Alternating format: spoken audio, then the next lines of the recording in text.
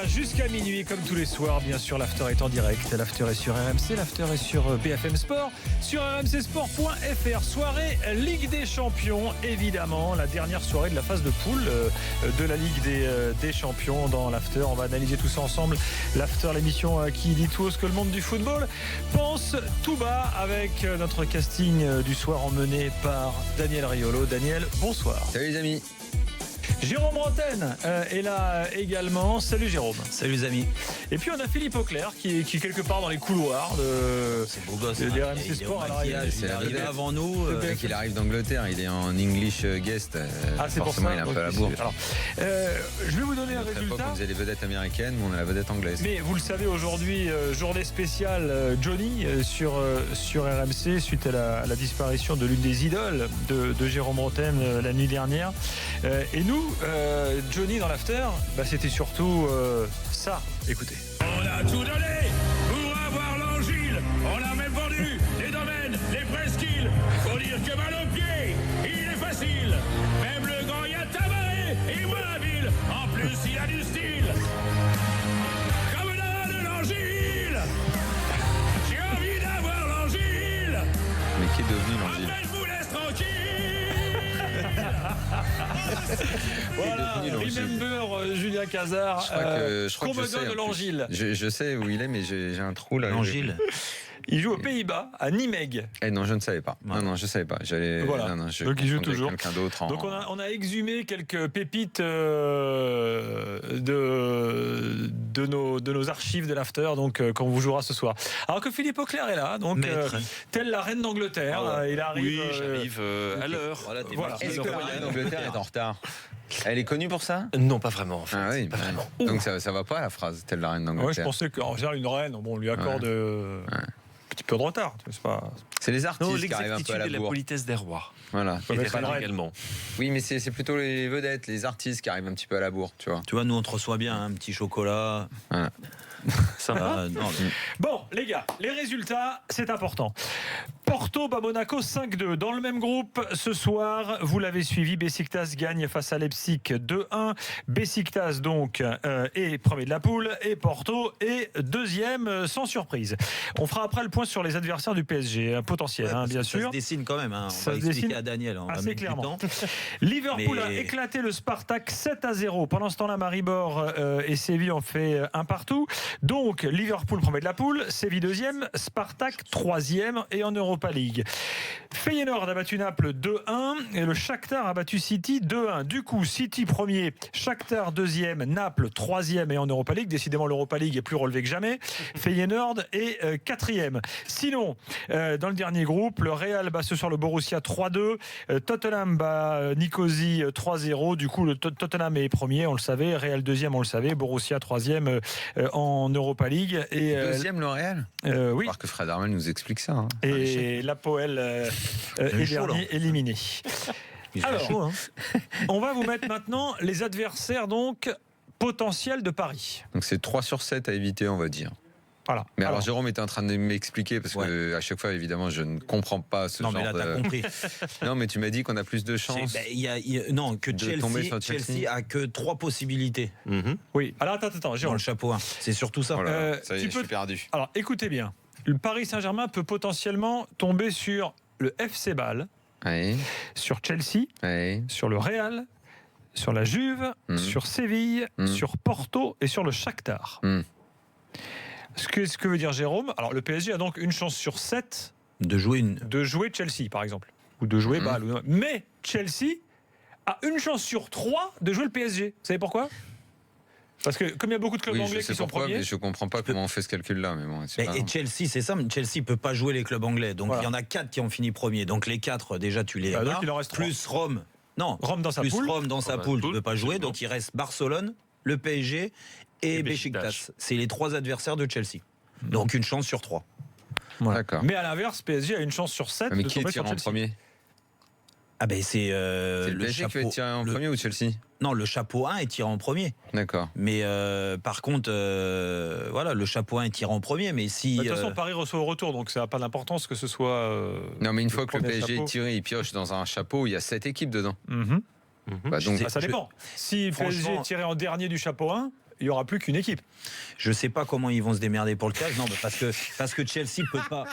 Non mais c'est vrai. Le tirage, comment tu te démerdes? Parce que tu peux pas avoir ce gros. C'est pour ça que quand tu On n'a rappelle-toi, pas un spécialiste chapeau là, il est Jérôme. prêt. c'est pour Et ça, défini, Daniel. le- il Il y n'y a a des- pas un spécialiste chapeau là pour faire ça tout ça. quand Ouais, t'as- Pedro quand- Pinto à Non, l'UEFA. non, mais non, mais c'est très simple. Bon, Je suis le on a spécialiste perdu, des tirages au sort. Vous voulez que je vous explique spécialiste pelouse. Explique-nous, Gilbert. Bon, On l'a perdu. quand Chelsea On lui sera, passe quand le la boule bonjour de et Chelsea il sera nous tirée, Mhm. il y aura, je sais pas qui là, qui va montrer le petit bandeau avec marqué dessus Chelsea, et le préposé au tirage, anciennement Gianni Infantino, aujourd'hui je sais pas qui c'est là, Oui, mais le franchement, portugais, là, je sais plus comment il s'appelle là. Gilbert, tu le fais Bref, mal le chapeau. lui, Pedro lui, Pinto. il va aller piocher les adversaires, les 3 boules potentielles adversaires de Chelsea, il va les mettre dans un. Mais non, t'as dit que c'était un- Chapeau qui était tiré avant. Ouais. En fait, il y Mais a un vrai spécialiste des lois, du jeu, des trucs, c'est François Manardo ici. Ouais, c'est Donc vrai. il faudrait appeler François. Non mais c'est ça. Mais avec François, Alors, c'est clair. On aurait dû l'inviter aussi. Je vais vous donner une On sait- autre information Je laisse avec vous un aider. petit tableau Mais là non, sur mais là, on BFM fait pas de Sport. débrief de match. Est-ce que Donc, c'est important avant qu'on parle de Monaco et des 3 points? C'est le nombre de qualifiés par pays, parce que c'est souvent une photographie qu'on fait comme ça en fin de phase de poule. L'Angleterre donc explose les à tout compteurs. passer, hein. 5 qualifiés. Annoncé dès la fin août. Hein. Absolument. Donc pourquoi 5? Rappelons-le. Parce que Manchester United a remporté L'Europa League. L'Europa League, que Donc- de la même façon que l'Espagne avait 5 représentants l'année dernière, à cause de la victoire de Séville. Donc Manchester United a rejoint Liverpool, Manchester City, Chelsea et... 5, c'est l'Espagne, beaucoup. Hein. Oui, c'est beaucoup. l'Espagne Ah, oui. a 3 qualifiés. Mhm. Par ça, Séville, Real et Séville. Real. Mhm. Donc voilà les deux nations qui sont aujourd'hui les plus puissantes. Et ensuite, l'Italie, les gars, qui en a 2. Juve et Roma. Avec la Juve et Rome. Et ensuite, on n'a que des clubs à 1. Enfin, que des pays à 1. En l'occurrence, la France, l'Allemagne. L'Allemagne, un seul aussi. C'est pas La étonnant. Turquie. Le Portugal, la Turquie, la Suisse et le dernier, c'est l'Ukraine. Voilà. Très bien. Ce qui nous amène aux 3 points, parce que dans le monde du football, comme dans l'after, l'essentiel, c'est les 3 points. L'important, c'est l'essentiel. Le plus important, c'est les 3 points. Souvent, l'essentiel, c'est le plus important. Jérôme, tes 3 points de débat rapidement. Ouais, ça tombe bien, je les ai pas fait. Donc tu vois. Très bien, je recommence. Daniel, tes 3 points de débat rapidement. Alors le premier, c'est qu'on a vécu une petite soirée sans la moindre surprise. Le seul intérêt, c'était de regarder ce qui se passait entre Shakhtar City et Feyenoord de Naples. Très vite, on a vu que le Shakhtar allait dominer sa rencontre, donc c'était mort pour Naples. C'est là que résidait le petit suspense. Donc petite soirée. Le deuxième point, c'est ce qu'on vient de faire, c'est ce qu'on a regardé, ce qu'on commençait à regarder dès hier soir, c'est les adversaires potentiels du PSG. Donc ça, on vient d'aborder. On a plus ou moins compris que c'était quand même, Du 50-50. non, moi je dirais plutôt un 65-35, que ce soit un tirage favorable. Donc ça c'est plutôt positif. Et le troisième point, alors je le dis clairement, je n'ai pas regardé une seconde à part les buts du match de Monaco, parce que j'ai plus passé de temps sur les autres matchs et notamment sur ce fameux groupe à vrai faux suspense. Donc je vais juste te dire pour le troisième point que Monaco a quand même encaissé un nombre de buts incroyable dans cette phase de poule de la Ligue des Champions, que jamais un club français n'en avait encaissé autant, et que Monaco est tout simplement passé complètement à côté de la compétition cette saison, le fruit de pas mal de choses dont on a beaucoup parlé depuis le début de la saison. Donc mon troisième point, c'est ça, c'est Monaco a oublié, mais alors a oublié complètement. Jérôme, du coup, il s'est trouvé 3 points comme ça à l'arrache. Non, À la volée. Non, en gros, le premier sur mettre en avant le foot anglais quand même, c'est pas parce que Philippe est là, mais c'est quand même 100%. C'est 4 équipes qui finissent premier de groupe, c'est quand même une vraie performance et ça montre que les Anglais sont ambitieux dans cette compétition et risquent certainement d'aller au bout. Tu vois un Anglais gagner au bout ? Ouais, d'aller en finale. Après, bon, sur une finale, on sait que tout peut se passer. Après, City est mon favori, oui, moi. ouais. Mon point numéro 2, pour parler du match de Monaco, là je rejoins un peu Daniel, c'est un Monaco largué, Monaco tout au long de la compétition. Alors il y a eu un faux semblant le match à Beşiktaş où ils avaient fait peut-être le seul bon match. C'est le match qu'ils peuvent éventuellement, où ils peuvent peut-être retourner la situation. Ouais. Oui, ils nous ont fait croire, et moi le premier, que c'était possible de le faire en gagnant les 2 derniers. Mais franchement, c'est l'arbre qui cache la forêt. En fait, c'était une contre-perf tout au long de la compétition. Là, il y a du changement dans l'équipe, ce qui est logique pour faire tourner certains mecs et leur amener de la fraîcheur. Mais il faut dire que le banc, ils sont limités aussi, et que même pour le championnat, ça risque d'être très compliqué de rester dans les 3. Et mon troisième point, qu'est-ce que je voulais mettre? Mon troisième point, oui, sur les favoris de la Ligue des Champions, parce qu'on est à la fin, donc c'est un premier bilan. On arrive sur les 8e de finale. On a vu le match du PSG. Alors certains ont été très critiques, d'autres comme moi un petit peu moins, en trouvant quelques excuses. Mais je m'aperçois que tous ceux qui sont favoris aujourd'hui ont aussi quelques difficultés. Alors parce que ça a tourné, mais il y a eu des mauvais résultats, à l'image de City, mais ils ont perdu quand même. C'est pas le même genre de défaite. Non, mais c'est. Non, tu veux dire qu'il n'y a pas, un méga favori qui s'échappe? Franchement, j'ai pas l'impression. Paris fait vraiment partie de ce chapeau-là, et pour les Parisiens, ça doit être rassurant quand même de voir que aujourd'hui, c'est difficile de dire Barcelone est au-dessus, Real Madrid est au-dessus, Manchester City est au-dessus. Je trouve que en tout cas, je dis que si le PSG suite à réflexion, ils vont dans le mur. Non, mais allez, je vous donne les 3 points.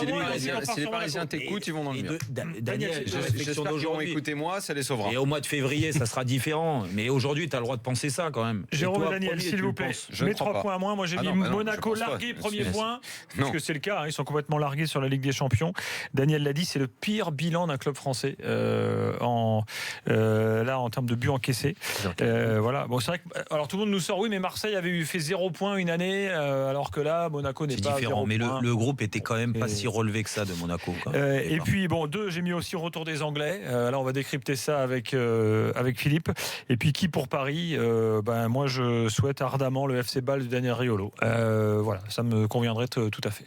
Voilà, puis ce serait un peu un hommage à Daniel, quelque part, parce que s'il nous vend son équipe de Bâle depuis le temps, en plus, c'est vrai que le FC Bâle ne tombe jamais contre les clubs français. Ah, il y a eu. Il y a eu quoi? Il y a eu un Bâle Strasbourg en Europa League. Mais l'année dernière, le PSG est tombé sur Bâle en phase de poule. Ah oui, c'est vrai. Le but de Meunier que ça, le Jérôme n'avait pas vu comme il faut. Non, tout le monde, les vrais spécialistes, les connaisseurs, parce que tu insistes encore. Tu es encore capable d'insister là-dessus? Les techniciens du football. Il faut que tu n'arrives pas.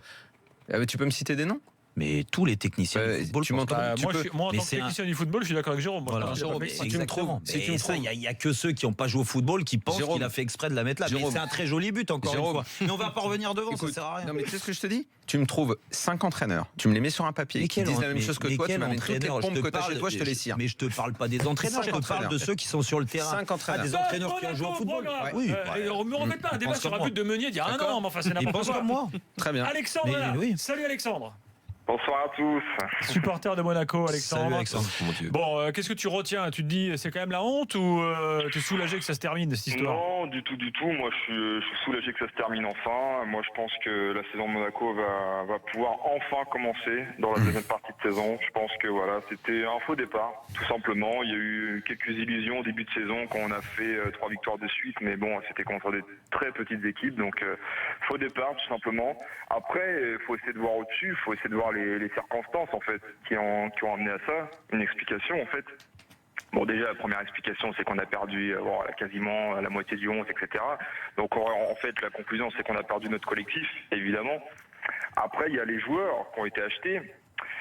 Je trouve qu'on n'est pas assez indulgent avec les joueurs qui ont été achetés, c'est des gamins quoi. Actuellement, il a 20 ans, c'est un gamin, il a jamais connu la Ligue 1, il a jamais connu le haut niveau. Jorge, il vient du Brésil, il a même pas fait 6 mois à l'AS Monaco l'année dernière. Ronny Lopez, il a même pas fait une saison complète à Lille, c'est pour dire. Jovetic, il est tout le temps blessé, de toute façon, il a même pas fait 5 matchs d'affilée avec Monaco, il est tout le temps blessé, on l'a vu même pas 4 fois. Et Baldé, il a même pas fait de préparation physique. Donc vous voyez, sur le papier quand même, ça fait énormément de choses. Au-delà du fait qu'on a perdu quasiment notre collectif, quand tu perds 4-5 joueurs titulaires et des remplaçants comme Germain et Nabil Diarra. Nabil Diarra, on le sait pas souvent, mais il était important dans la rotation l'année dernière. Et au final, quand tu étales tout ça sur ton bureau... Et ceux qui sont restés, excuse-moi, ceux qui sont restés, qu'est-ce que tu penses de leur niveau? le problème, Jérôme, c'est que ceux qui sont restés, je pense que, et ça j'en avais parlé, j'avais déjà appelé après le match de Leipzig. Je pense qu'ils sont un petit peu dégoûtés de ce qui s'est passé cet été. Et de toute façon, quand ton collectif ne marche plus parce que tu as perdu énormément de joueurs, tu perds confiance en toi. En fait, le pire match de Monaco cette saison, ça a été le fameux 0-3 contre Porto, où vraiment il y a vraiment quelque chose qui s'est cassé ce soir-là. Je pense qu'il y a vraiment quelque chose qui s'est cassé Ok. ils ont perdu cette confiance-là et puis de toute façon c'était trop tard. Alexandre, reste avec nous. On Ouais, va ça marche. continuer le débat ensemble. Tu as bien posé les bases là. On se retrouve dans quelques secondes ensemble, bien sûr. Je rappelle que Porto a battu Monaco 5-2. Les autres résultats sur rmcsport.fr et le débat dans l'after, c'est tout de suite.